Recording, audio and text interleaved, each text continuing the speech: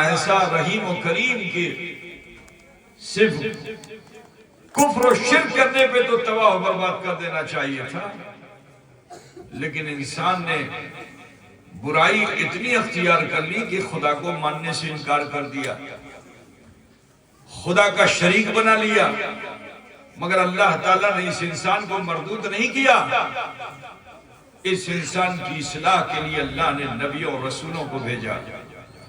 وہ انبیاء و مرسلین اس دنیا میں تشریف لائے، انسانوں کی ہدایت کی، جنہوں نے نبی کے کہنے کو مان لیا اللہ تعالیٰ نے انہیں عزت عطا فرما دی، اصحاب کہف ہو گئے وہ۔ لیکن جنہوں نے نبی کی کوتھا کو نہیں مانا، نبی کی شان میں گستاخی کرنے لگے، تو اللہ تعالیٰ نے پھر اس قوم کو تباہ و برباد کر دیا۔ قرآن میں جا بجا ایسی قوموں کے تذکرے ہیں، لیکن انہی قوم میں سے کچھ ایسے بھی تھے کہ جو نبی کی کوتھا کو جنہوں نے اپنے دل پر لے لیا تو گناہوں سے لدے ہوئے تھے، لیکن نبی کے کہنے میں آ کر کے اپنی خطا و غلطیوں کی اگر انہوں نے معافی مانگ لی تو اللہ نے ان کے رتبے بھی بلند فرما دیے۔ عزیزو، حضرت موسیٰ علیہ نبینا علیہ تحیت و ثنا بڑے جلیل قدر نبی ہیں، بڑے جلالی نبی ہیں، اور ان کی قوم کا بھی حال یہ تھا کہ بڑے ضدی اور ہٹ درم تھے،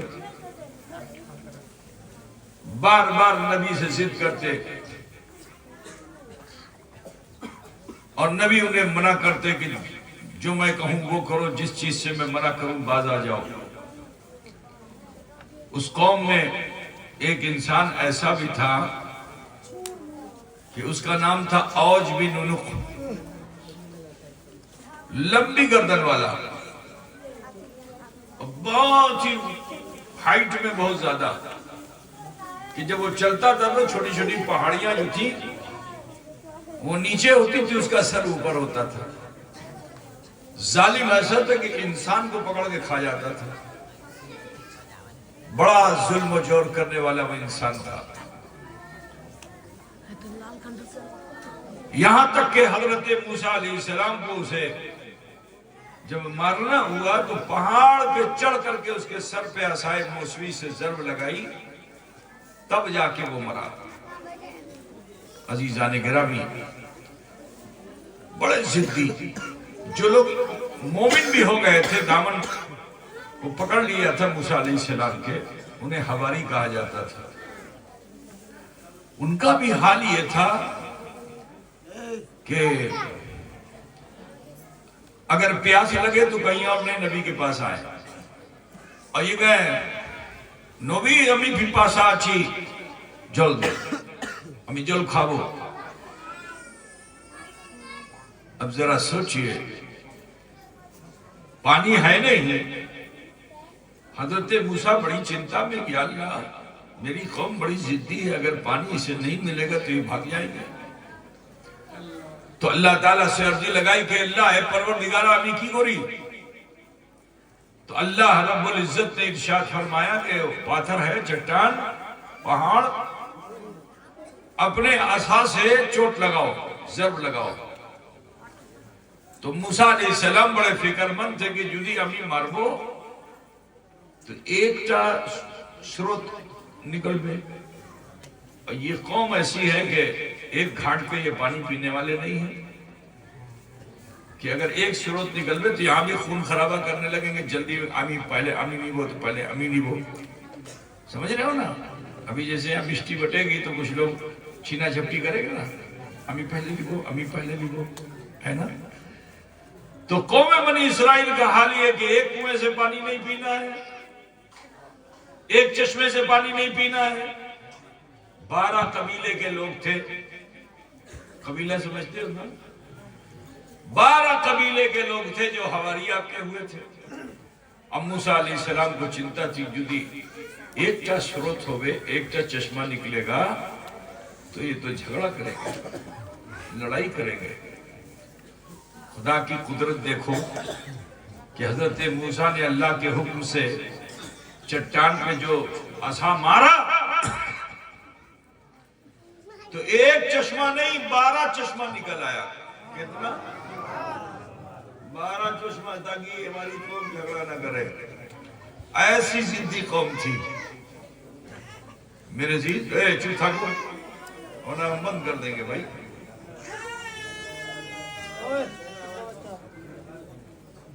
میدان جنگ میں لڑائی کر رہے تھے, جہاد ہو رہا تھا, کافر و مشرک سے مقابلہ ہو رہا تھا. بڑی بہادری کے ساتھ لڑے ہماری, لیکن لڑتے لڑتے سندھیا بیلا ہو گئی. اب جو سندھیا بیلا ہو گئی تو موسیٰ علیہ السلام سے کہا, او نبی, ہمیں اندھکار میں ہمیں جنگو کربو نا, کال کے جنگو ہوئے, جدو کال کے ہوئے. تو موسیٰ علیہ السلام نے فرمایا اب تو تھوڑے ہی سے لوگ رہ گئے, ایک حملہ کر دو پسپا ہو جائیں گے. لیکن قوم مزید کہ نہ, جکن پرجنتو اپنی آلو کربے تارپورے ہمیں جنگو کربو, جدی آلو ہوئے نا تو ہمیں جنگو کربو نا. اب موسیٰ علیہ السلام بڑی چنتا میں, یا اللہ کی کری. اللہ سے عرضی لگایا کہ اللہ کیا کریں. تو اللہ تعالیٰ نے فرمایا کہ اپنا یہ داہنا ہاتھ جو ہے اپنے بغل میں رکھو. حضرت موسیٰ علیہ السلام نے اپنے بغل میں ہاتھ رکھا. نبی کا سینہ کتنا منور ہوتا ہے, جیسے ہی بغل میں رکھا حکم خدا ہوا باہر کرو. اب جو باہر کیا تو یہ پوری ہتھیلی جو تھی یہ روشن ہو گئی, آلوکت ہو گئی. سورج بھی شرما گیا حضرت موسیٰ کی ہتھیلی سے نکلنے والی روشنی سے, انڈاکار بالکل. اور یہاں سے آلو جو نکلی تو پورا میدان روشن ہو گیا, یہاں تک کہ کامیابی مل گئی. تو حضرت موسیٰ کو اپنی قوم کو بہت سنبھال کے رکھنا پڑتا تھا. ہر وقت ہدایت, ہر وقت ہدایت, ہر وقت اللہ کا خوف دلاتے رہتے تھے. اور جھگڑا جو قوم تھی. ایک مرتبہ آپ اپنے سب حواریوں کو لے کے بیٹھے ہوئے تھے, مومنین کو, کہ سماج سے ایک آدمی جو بڑا غنڈہ اور بدماش باس قسم کا آدمی تھا, پورا سماج اس سے بھے کھاتا تھا. جدھر سے وہ گزرتا تھا لوگ راستہ خالی کر دیتے تھے. حضرت موسیٰ علیہ السلام کے سامنے سے گزرا.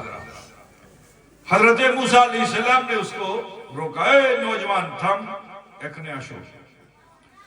تو جو بدماش قسم کے لوگ ہوتے ہیں ان میں ادب تو ہوتا نہیں ہے نا. تو آپ آؤ گے تو ہاتھ باندھ کے آؤ گے پیر صاحب کا, مولانا صاحب کے پاس. لیکن وہ آیا تو اپنا ہاتھ پیچھے باندھے ہوئے, سینہ تان کر کے بڑی بڑی آنکھ دیکھا کہ کسی نے آج تک اس کو ڈاکا نہیں تھا. یہ کون انسان ہے جس نے ڈاک لیا؟ تو راگ ہو گیا تھا, آنکھ سے بالکل چنگاری نکل رہی تھی, جلال کی کیفیت میں تھا. بولا کیا کہ میں تمہیں ڈاک چھے. اے نوجوان, اپنی جوانی پہ اترا نہیں, یہ جوانی زیادہ دن کی نہیں ہے. مرے جاویں تو تمہیں کی کربین, اللہ کا سے جاتے ہوئے. یہ بدماشی ہے, گنڈا گردی چھوڑ, اللہ کا خوف پیدا کر, اللہ سے معافی مانگ لے. ابھی اتنا ہی موسیٰ علیہ السلام نے کہا نا, تو کسی برے انسان کو اگر اچھی بات بتائی جائے تو اس کو وہ اچھی بات بھی بری لگتی ہے. کوئی آدمی اگر راگ ہو اور اس سے کہا جائے غصہ کربین نہ, تو بولو اس کا راگ اور بڑھے گا کہ گھٹے گا؟ چھاڑے دیں. اچھا بول دو بھائی آپس میں جھگڑا کر رہے ہیں اور کوئی راگی منوش ہے, اس کو جا کے کہو ارے چھاڑ دیں, تو بولو وہ راگ اور ہوگا کہ نہیں ہوگا؟ ہوگا نا. تو جو انسان برا ہوتا ہے اس کو اچھی بات بتائی جائے تو وہ بھی بری لگتی ہے. حضرت موسیٰ علیہ السلام نے اس کو خوف خدا دلایا, لیکن وہ ناک سے تیز ہوا نکالتا ہوا بالکل. اور غصے کی حالت میں حضرت موسیٰ علیہ السلام کو پیٹھ دکھا کے چل پڑا, جوتے کی ٹھوکر سے دھولا اڑاتا ہوا بدمست ہاتھی کی طرح چلتا ہوا گزر گیا. اب جو ہاٹ میں پہنچا تو یہ دکان پہ گیا, دین ٹکا, وہ دکان پہ گیا, دین سیف, وہ دکان پہ گیا, دین کلا. بوجھ رہے ہو, آج مولانا شاہجہاں نے جو جمع کر لیا ہے نا, سمجھ گئے کہ نہیں؟ کچھ ہوتے نا اس طرح کے بدماش آدمی, ہفتہ وصولنے والے.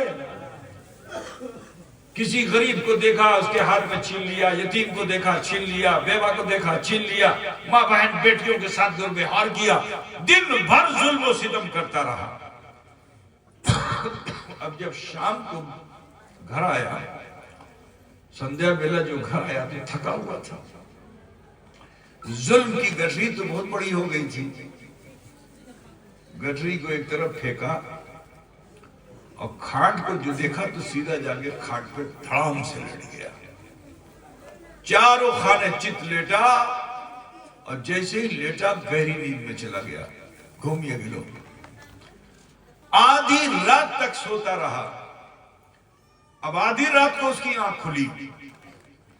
اب جو اس کی آنکھ کھلی وہ کھاٹ سے اٹھنا چاہتا ہے تو پیر کو اٹھانا چاہتا ہے تو پیر نہیں اٹھتا, ہاتھ اٹھانا چاہتا ہے تو ہاتھ نہیں اٹھتا, گردن گھمانا چاہتا ہے تو گردن نہیں گھومتی, باڈی کو ہلانا چاہتا ہے تو باڈی نہیں ہلتی, صرف سانس اندر باہر آ جا رہی ہے, یہ پلکوں کے پپیٹے اوپر نیچے ہو رہے ہیں.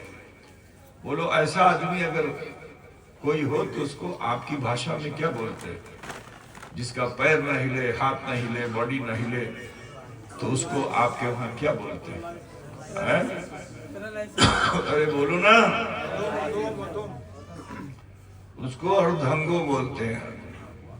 تم لوگ انگریز سکھا کے چلا گیا وہی بولتے ہو ہے نا. کیا بولتے ہیں؟ اردھنگو. یہ ہو گیا اس کو. اچھا کسی کو اگر ایسا ہو جائے تو بولو وہ اپنی زندگی سے مایوس ہو جاتا ہے کہ نہیں؟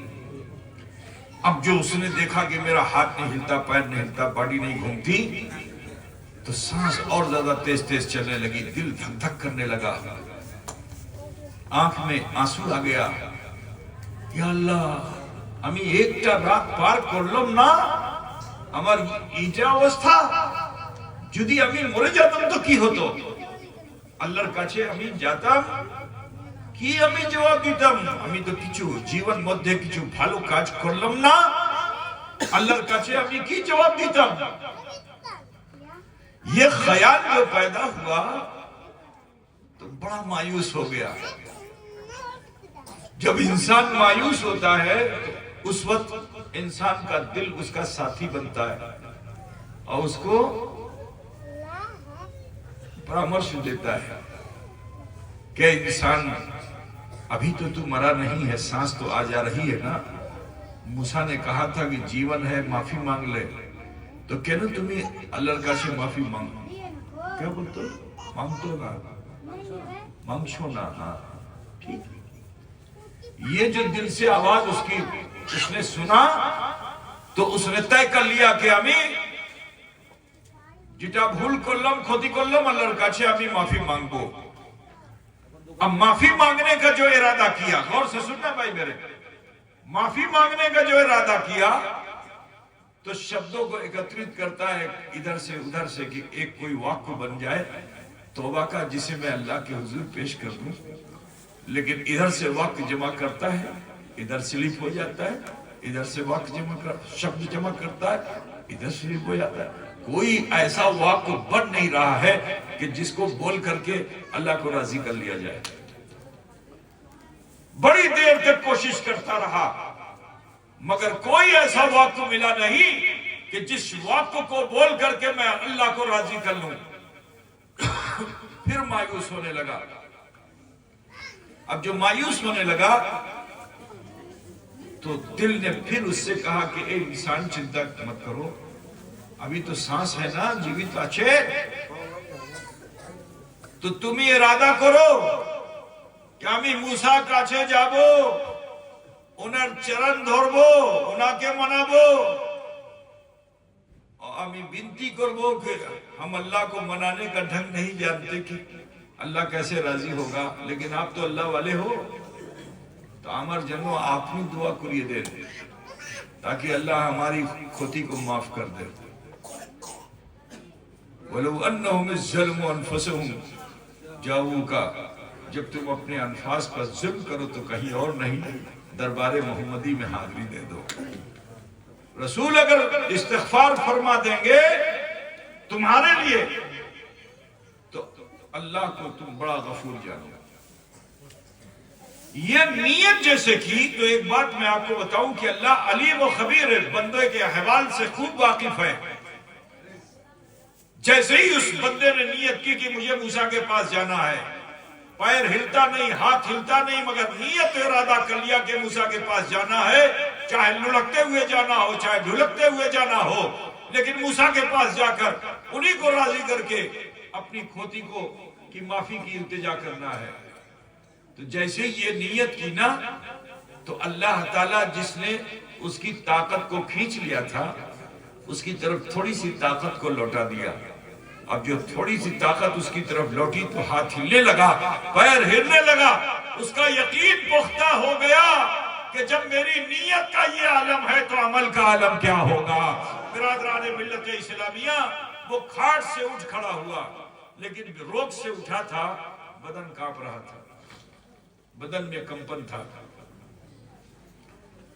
گرنے والا تھا, لیکن اس نے فوراً ہی کھمبے کو جا کے پکڑ لیا, اور جب بدن کا کمپن دور ہوا تو وہی لاٹھی رکھی تھی اس کو پکڑ لیا کہ اب ایک سیکنڈ بھی رکوں گا نہیں, گھر میں موسیٰ کے پاس جاؤں گا. چلا تو کل تک تو سینہ تان کے چلتا تھا, لیکن آج بیماری نے اس کو اتنا کمزور کر دیا کہ اس کی کمر جھک گئی, پیر رکھتا یہاں ہے پڑتا وہاں ہے. بڑی مشکل سے باڑی سے باہر نکلا. اب جو گھر سے باہر نکلا تو راستے میں ایک پاتھر کنکر, جو راستے میں ہوتا ہے نا, آپ چلتے تو ٹھوکر لگتی ہے, تو روزانہ تو اس انسان کی ٹھوکر میں وہ پتھر آتا تھا, دور جا کے گرتا تھا. لیکن آج اس ایک ناتواں پتھر نے دیکھا کہ آنے والا آ تو رہا ہے مگر طاقت کے ساتھ نہیں آ رہا ہے, تو اس ناتواں کمزور پتھر کو بھی ہمت ہو گئی, حوصلہ ہو گیا کہ میں اس سے مقابلہ کر سکتا ہوں, کہا اس کو اس کی منزل پہ جانے نہیں دوں گا. غرد کے انسان چلتے چلتے اسی پتھر کے قریب پہنچا, ٹھوکر لگی. جیسے ہی ٹھوکر لگی انسان گر گیا, لاٹھی ایک طرف مانوش ایک طرف. فرشتے موت نے اس کی روح کو قبض کر لیا, مرے گلے. اب جب مر گیا تو نیکی اور بدی کا فرشتہ اسے لے کے جانے لگا, اس کی روح کو بدی کا فرشتہ لے کے جانے لگا. تو نیکی کے فرشتے نے روکا, تھام تھام امی নিয়ে যাব, এনার রূহ আমি নিয়ে যাব. তো بدی کے فرشتے نے کہا কেন তুমি নিয়ে যাবে, এটা ভালো মানুষ নেই, চোর মানুষ নেই, বদমাশ মানুষ আছে, গুন্ডা মানুষ আছে, আমি নিয়ে যাব. تو نیکی کے فرشتے نے دکھلایا, کہا اس نے جیون میں تو کوئی بھالو کاج نہیں کیا, لیکن آج اپنی کھاٹ سے لے کے یہاں تک کچھ اس نے نیت کی, کچھ ارادہ کیا, کچھ عمل کیا. تو اللہ نے مجھے حکم دیا کہ جب میرا بندہ کوئی نیک ارادہ کرے تو اس کے ایک ارادے پر 10 نیکی لکھ لو. تو جب سے اس نے نیکی کا ارادہ کیا اور نیکی کا قدم رکھا, اس کے ہر ارادے اور ہر قدم کے بدلے میں نے 10 نیکیاں لکھ لی ہیں, لہٰذا اس کی روح لے کر میں جاؤں گا. اب دونوں فرشتے آپس میں وارتالاب کر رہے تھے کہ اللہ تعالیٰ نے تیسرے فرشتے کو بھیجا کہ جا کے ان دونوں فرشتوں سے کہہ دو کہ مرنے والے کی زمین کو ناپ لیں, اگر اس کی باڑی قریب ہو, گھر قریب ہو تو بدی کا فرشتہ لے جائے گا, اور موسیٰ قریب ہوں گے تو نیکی کا فرشتہ لے کے جائے گا. اب جو زمین کو ناپی کرنے لگے فرشتے, تو اللہ ہے جو قابض و باسط ہے, چاہے تو سمٹی ہوئی چیز کو پھیلا دے اور چاہے تو پھیلی ہوئی چیز کو سمیٹ دے. اللہ نے دھرتی کو حکم دیا کہ زمین تو سمٹ جا, اللہ کے حکم سے زمین سمٹ گئی, ناپی کرنے والے فرشتے نے جو ناپا تو مرنے والے کا ایک قدم موسیٰ کی طرف زیادہ تھا. حاطف غیبی نے ندا دی کہ میرے فرشتوں، میری رحمت یہ گوارا نہیں کرتی کہ میرا کوئی بندہ نیکی کی راہ پر اپنا قدم رکھے اور میں اس پر اپنا عذاب نازل کروں. نہیں، اس کے ایک قدم کے بدلے میں نے اس کے جیون بھر کے گناہوں کو معاف فرما دیا. برادران اسلام،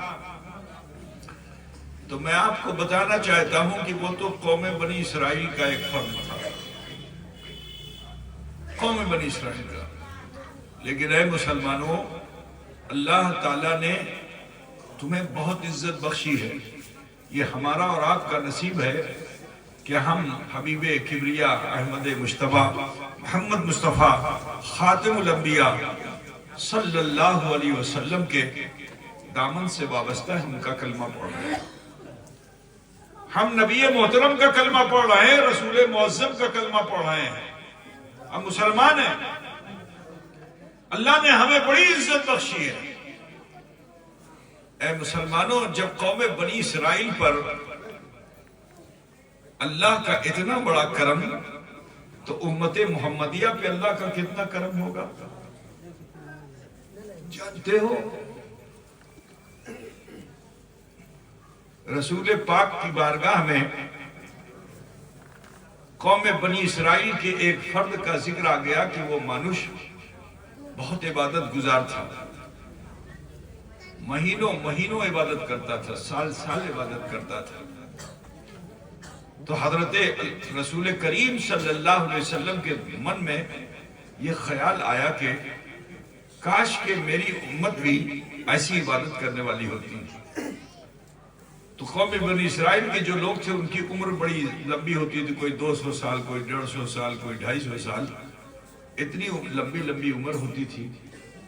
اور حضور کی امت کی عمر بہت کم، مشکل سے کوئی 100 سال اگر جی لے تو پورے جگت میں اعلان ہوگا کہ صاحب مومن کیا ہے، مومن پورا کیا، مومن پورا بھٹا بستی میں یہ بہت ہی بیسٹ مانوشا ہے نا. آس پاس سے لوگ آئیں گے اس کو دیکھنے کے لیے کہ یہ 100 سال کا ہے. تو امت رسول کی عمر بہت کم. اگر 1000 مہینہ جوڑا جائے تو 83-84 سال ہوتا ہے. اب وہ تو 1000 مہینے عبادت کرنے والا تھا، اور یہاں 84 سال میں تو امت محمدیہ کا حال کیا ہے کہ 60 سال کے بعد سے انسان مایوس ہونے لگتا ہے. 70 سال کا ہوا تو اپنے بچوں کو وصیت کرنے لگتا ہے. بہت مشکل سے 75 سال 76 سال. اب بچے بھی انتظار کرتے ہیں کہ اب مور بے. یہاں تک کہ 80 سال 90 سال میں انسان یہاں سے چلا جاتا ہے. تو 1000 مہینے کیسے عبادت کر پائے گا؟ لیکن سنو، اللہ نے تمہیں کیا رتبہ دیا ہے، تمہاری نسبت رسول پاک سے ہے. تو اللہ تعالیٰ نے رسول پاک صلی اللہ علیہ وسلم پر سورہ قدر نازل کر دی کہ اِنَّا أَنزَلْنَاهُ فِي لَيْلَةِ الْقَدْرِ، کہ بے شک ہم نے قرآن کو لیلۃ القدر میں نازل کیا. وَمَا أَدْرَاكَ مَا لَيْلَةُ الْقَدْرِ، آپ نے نہیں دیکھا یہ لیلۃ القدر کیسی ہے؟ پھر کیا اللہ فرماتا لیلۃ القدر خیر من الف شہر، کہ لیلۃ القدر جو ہے 1000 مہینے سے اچھی ہے. ایک رات 1000 مہینے سے بہتر ہے. خدا پوچھ رہے ہو نا؟ تو فرشتوں نے بھی کہا تھا انسان جھگڑا کرنے والا ہے، جنگ جدال کرنے والا ہے. اللہ نے 1,24,000 کم و بیش انبیاء و مرسلین کے امتیوں کو نہیں دکھایا، لیکن ان فرشتوں کو امت رسول کو دکھایا کہ اے فرشتوں، تم نے کہا تھا یہ جھگڑا کرنے والے ہیں، خون خرابہ کرنے والے ہیں، ارے جاؤ جا کے دیکھو میرے نبی کے امتی کو. تو تم اگر رمضان کے مہینے میں لیلۃ القدر پا لیتے ہو تاخرات میں، ٹھیک ہے، تو فرشتے نازل ہوتے ہیں، اترتے ہیں. اور صرف فرشتہ نہیں اترتا، فرشتوں کے سردار حضرت جبریل آتے ہیں. یہ بھی سن لو، اپنا مرتبہ و مقام سن لو مسلمانوں، کہ جبریل امین کسی کے پاس نہیں جاتے، اسی کے پاس جاتے ہیں جس پہ اللہ وحی نازل کرتا ہے، اور وہی اس پر نازل ہوتی ہے جو نبی ہوتا ہے۔ صرف نبیوں کے پاس حضرت جبریل آتے ہیں، کسی کے بعد 1 بار، کسی کے بعد 10 بار، کسی کے بعد 5 بار، اور ہمارے نبی کی بارگاہ میں حضرت جبریل 6000 مرتبہ آئے۔ تو پوچھ رہے ہو نا؟ ہاں، کسی غیر نبی کے پاس نہیں جاتے، لیکن تمہارا رشتہ رسول پاک سے ہے تو اللہ ایک رات اس فرشتے کو بھی تمہارے درمیان بھیج دیتا ہے، جس فرشتے کو اللہ صرف نبیوں کے پاس بھیجتا ہے، لیکن اس فرشتوں کو بھی بھیجتا ہے کہ جاؤ، جا کے دیکھو، جس کے بارے میں کہتے تھے جھگڑالو ہے، فسادی ہے، برا انسان ہے، ارے جاؤ، جا کے دیکھو میرے حبیب کا امتی کر کیا رہا ہے۔ تو لیلۃ القدر میں اگر تم قیام اللیل کر رہے ہوتے ہو تو فرشتے تمہیں دیکھتے ہیں، اور حضرت جبریل بھی آ کے دیکھتے ہیں، اور صرف دیکھتے ہی نہیں، انہیں حکم ہے کہ صبح فجر تک امت رسول کے لیے دعا کرتے رہو۔ کیا مرتبہ مقام تمہارا ہے، لیکن آج ہم نے اپنی ناقدری خود کر لی ہے۔ میں تمہیں تمہارا رتبہ بتا دوں، کلمہ پڑھنے کا لابھ بتا دوں، صرف کہ مسلمان کلمہ پڑھے اس کا لابھ کیا ہے۔ ایک کندھے پہ 2 فرشتے ہیں، مولانا نے آپ کو بتایا ہوگا، ہے نا، کرامن کاتبین، ایک نیکی لکھتا ہے، دوسرا بدی لکھتا ہے، ٹھیک ہے، لیکن سنو، تمہاری نسبت رسول اللہ سے ہے۔ اگر کوئی برا انسان برائی کرتا ہے تو اللہ کا حکم ہے بائیں طرف والے فرشتے کو کہ جب یہ برائی کر لے تو لکھ لینا، ٹھیک، لیکن اگر کسی مومن نے کوئی برا کام کیا تو یہ فرشتہ جب لکھنے جاتا ہے تو داہنی طرف والا فرشتہ اس برے انسان کے لیے سفارش کرتا ہے، اس لیے کیونکہ اس نے کلمہ پڑھا ہے۔ قدر پوچھتے سے کلمہ پڑھا ہے تو داہنی طرف والا فرشتہ بائیں طرف والے فرشتے سے یہ کہتا ہے، ایکٹو تھامن، ایکھونی لکھبین نا، ایکھونی لکھبین نا، ہو سکتا ہے کہ اسے توبہ کی توفیق ہو جائے۔ تو وہ فرشتہ کچھ دیر انتظار کرتا ہے، جب آپ نہیں لوٹتے ہو تو آپ کے نامہ اعمال میں آپ کی برائی کو، کھوتی کو تحریر کر دیتا ہے۔ ذرا سوچیے اس فرشتے کو کیا پڑی ہے کہ کوئی اگر کلمہ پڑھ کے برائی کرے تو وہ اس کی بھی سفارش کرتا ہے۔ اپنی نسبت پہ ناز کرو مسلمانوں کہ تم نے جناب محمد رسول اللہ کا دامن تھام رکھا ہے اور تم برائی کر رہے ہو، کتنی شرم کی بات ہے۔ فرشتہ بھی تمہاری سفارش کرتا ہے۔ اور بتا دو کہ جب مومن مر جاتا ہے تو جب مومن مرتا ہے تو یہ کرامن کاتبین اترتے ہیں اور آسمان کی طرف جانا چاہتے ہیں۔ جیسے بھٹا بستی کا نوجوان جو کام کرنے کے لیے بمبئی، کلکتہ، یہاں وہاں گیا ہے، جب کام پورا ہو جائے گا تو لوٹ کے کہاں آئے گا؟ باڑی میں آئے گا نا، جہاں سماج وہیں تو آئے گا، اپنے بغل والے گاؤں میں جائے گا۔ بولیے کہاں آئے گا؟ جہاں اس کا نوجوان کہاں آئے گا؟ جہاں اس کا سماج ہے، جہاں اس کے رشتہ دار ہیں، کٹمب ہے، برادری ہے، ماں ہے، باپ ہے، بھائی ہے، بندو ہے، سماج ہے، وہیں تو آئے گا۔ تو فرشتوں کا سماج آسمانوں میں ہے، یہ تو اللہ کے حکم سے ہمارے کندھے پہ ہیں، نیکی بدی لکھ رہے ہیں۔ اب جب مومن مر جاتا ہے تو یہ فرشتے اترتے ہیں اور اللہ سے عرضی لگاتے ہیں کہ اللہ کیا ہم آسمانوں میں آ جائیں؟ تو جانتے ہو اللہ تعالیٰ انہیں آسمانوں میں آنے کا حکم نہیں دیتا۔ تم نے کلمہ پڑھا ہے، مومن ہو گئے اگرچہ برے صحیح، لیکن پھر ان دونوں فرشتوں کو اللہ تعالیٰ حکم دیتا ہے کہ اس مرنے والے کی قبر پہ جاؤ، ایک سرانے کھڑے رہنا، ایک پیتانے کھڑے رہنا، اور صبح قیامت تک اس کی مغفرت کی دعا کرتے رہنا۔ یا ایھا الذین آمنوا توبوا الی اللہ توبۃ نصوحا، اے ایمان والو اللہ کی بارگاہ میں توبہ کرو اور توبہ نصوحا کرو۔ عزیزو اللہ اتنا مہربان ہے، لیکن سنو میدان محشر اللہ تعالی پھر وہاں کوئی تمہیں بچانے والا نہیں ہوگا۔ یہاں تک تو تم بچ رہے ہو، لیکن محشر میں نہیں بچو گے، اعمال کی سزا جزا ملے گی۔ اللہ میزان قائم کرے گا اور وہاں جو نیکوکار ہے اس کو نیکیوں کی جزا دے گا، جو بدکار ہے اسے بدی کی سزا دے گا۔ میرے پیارے خوف خدا پیدا کرو۔ وہ جگہ ایسی ہے کہ جہاں جو معصوم عن الخطا ہیں انبیاء، وہ بھی اللہ سے ڈرے ہوئے ہوں گے۔ ان کے پاس لوگ جائیں گے سفارش کرنے کے لیے کہ امر جنوں کچھو اللہ کاچھے اپنی سفارش کریے دیں، تو وہ کیا کہیں گے؟ اس ابو اللہ گئے، جاؤ کسی اور کے پاس جاؤ، میں اپنے حال میں ہوں۔ تو اللہ کا خوف ہے ایسا ہوگا میرے پیارے۔ تو روز محشر میں اللہ حساب و کتاب ہمارا کرے، اس سے پہلے ہی ہمیں چاہیے کہ ہم دنیا میں اپنا حساب و کتاب کر لیں۔ مرر آگے میرے رسول نے فرمایا کہ توبوا قبل ان تموتوا، توبہ کر لو اس سے پہلے کہ تمہیں موت آ جائے۔ مرنے کے بعد پھر کچھ کر نہیں پاؤ گے، عمل کا سلسلہ بند ہو جاتا ہے۔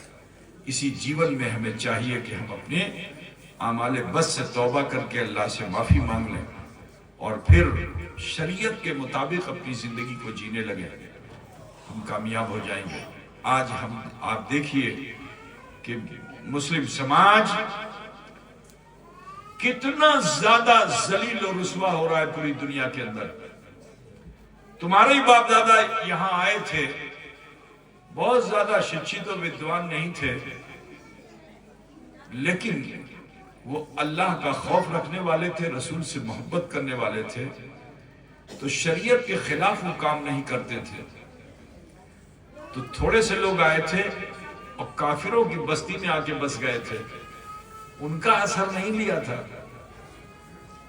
کہ کافروں کا اثر لے کر کے کافر ہو جاتے، نہیں، وہ کیسے مسلمان تھے کہ ان کا چلنا، ان کا پھرنا، ان کا اٹھنا، ان کا بیٹھنا، ان کا کھانا، ان کا پینا جو کفار و مشرکین نے دیکھا تھا، تو وہ اسلامی رنگ کو انہوں نے ان سے اختیار کیا تھا اور پڑھ لیا تھا کلمہ لا الہ الا اللہ محمد رسول اللہ۔ آج کیا وجہ ہے کہ ہمارے سماج سے بچے اور بچیاں مرتد ہو رہے ہیں، دوسرے دھرم کو اختیار کر رہے ہیں؟ اس کی وجہ کیا؟ کیونکہ ہم نے اسلامی تہذیب کو ختم کر دیا۔ اے مسلمانوں، ڈرو اپنے رب سے۔ آج ہماری تمہاری حالت کیا ہو چکی ہے کہ ہر وقت من میں اللہ کا خوف تو نہیں، لیکن ان ظالم انسانوں کا خوف ہمارے دلوں میں بیٹھا ہوا ہے۔ ہمارے ساتھ نہ جانے کیا ہوگا، ہم بھارت میں کس طرح رہ پائیں گے، رہ بھی پائیں گے کہ نہیں رہ پائیں گے۔ حالت یہ ہو چکی ہے، کیوں؟ اس لیے کیونکہ ہم نے شریعت کے دامن کو چھوڑ دیا ہے۔ اے مسلمانوں، آج بھی اگر آپ لوٹ آؤ اور اپنے گناہ و خطا کی معافی اللہ سے مانگ کر شریعت کے مطابق زندگی جینے لگو، ماں بہن بیٹیاں فیشن کر کے بازاروں میں نہ جا کر اپنے گھروں میں شریعت کے مطابق زندگی جینے لگیں، تو صرف آپ اپنے معمول کو صحیح کر لو، ہر طاغوتی طاقت کا رخ پھر جائے گا۔ کسی ہتھیار اور تلوار کی ضرورت نہیں ہے۔ اے مسلمانوں، ضرورت ہے تو کردار کی ضرورت ہے، عمل کی ضرورت ہے۔ تو لہٰذا اے بھٹا بستی کے مسلمانوں، آپ سب سے کہنا ہے خوف خدا پیدا کیجئے، ڈریے اپنے رب سے، اللہ سے معافی مانگ لیجئے۔ تو جانتے ہو رسول کائنات فرماتے ہیں کہ جب بندہ مومن توبہ کرتا ہے تو اس کا عالم کیا ہوتا ہے؟ حضور فرماتے ہیں کہ التائب من الذنب کمن لا ذنب لہ، گناہوں سے توبہ